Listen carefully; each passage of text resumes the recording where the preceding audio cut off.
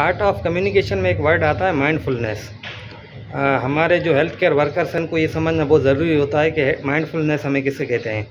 अगर उसको सिंपली आप डिफ़ाइन करेंगे तो उसका मतलब है कि awareness and consciousness of the present event, कि आपको पता होना चाहिए कि आप जहाँ पर काम कर रहे हैं वहाँ पर क्या हो रहा है और कौन कौन सी चीज़ें हैं जो एक साथ चल रही हैं। कभी कभार ये होता है कि हम लोग अपने पास्ट या फ्यूचर में चीज़ों को देख रहे होते हैं, उन पे सोच रहे होते हैं, तो फिर हमें प्रेजेंट सिचुएशन का पता नहीं होता है। तो ये being a professional in the health department, it is very important for you that you have to be well prepared and you have to be active at the time of the presence. Health care professional ये आपके लिए बहुत ज़रूरी होता है कि आपको हर एक चीज़ पे आपकी नज़र होनी चाहिए, ना कि आप ऐसा करेंगे अपनी पास्ट और फ्यूचर की चीज़ों को देखते हुए, और आपको पास्ट और फ्यूचर में जो चीज़ें हो रही हैं उनको एक साइड करके आपको जो आप चीज़ें डील कर रहे हैं, अगर आप हॉस्पिटल साइड पे हैं तो आप पेशेंट की कंडीशंस को देखना होता है और आपको वहाँ पर क्रिटिकल एनालिसिस करना होता है और उसी प्रेजेंट टाइम में रहना होता है कि आया कहीं पेशेंट की कोई कोलैप्स तो नहीं हो रहा है, कोई इस तरह से चीज़ तो नहीं हो रही है कि जो पेशेंट के लिए ख़तरा हो सकती है।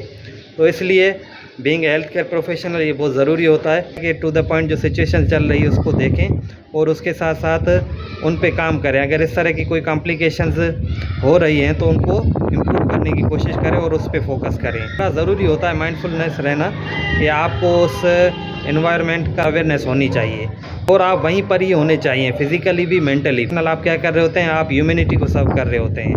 तो इससे हो सकता है कि आपकी वजह से आप अपने जो इश्यूज़ हैं उनको रिजॉल्व करते करते हो सकता है कि पेशेंट की लाइफ को रिस्क पे डाल सकते हैं। तो मैं आपसे यही कहूँगा कि जब भी आप हॉस्पिटल सेटिंग में हो या कहीं पर भी हो तो माइंडफुलनेस रहना ज़रूरी होता है।